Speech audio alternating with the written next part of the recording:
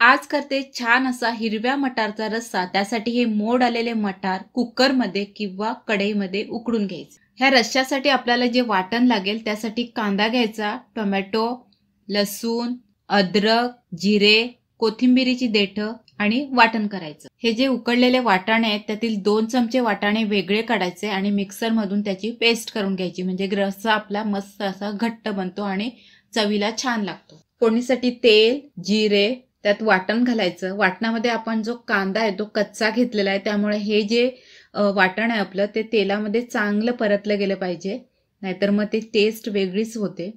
त्यानंतर आपले पावडर मसाले ते घालायचे, लाल मिरची पावडर, हळद, धणेपूड, कांदा लसूण मसाला आणि हे सगळं तेलामध्ये परतून घ्यायचं। त्यानंतर आपण 2 चमचे जे वाटाण्याचं वाटण करून घेतलेलं ते घालायचं। त्यानंतर उकडलेले वाटाणे घालायचं। आता हे वाटाण्याची सुक्की भाजी करायची असेल तर पाणी घालायची काहीच गरज नाही, त्या मस्त अशा मसाल्यामध्येच ते वाटाणे मसालेदार वाटाणे होतील। पण मला आज रस्सा बनवायचा आहे त्यामुळे जास्तीच पाणी घालते त्यामध्ये। बटाटे घालायचे, मीठ घालायचं आणि रश्शाला एक उकळी आली की गॅस एकदम स्लो करायचा आणि हा रस्सा शिजू द्यायचा। हा रस्सा चवीला खूप छान लागतो, भाताबरोबर, चपातीबरोबर, भाकरीबरोबर एकदम छान लागतो।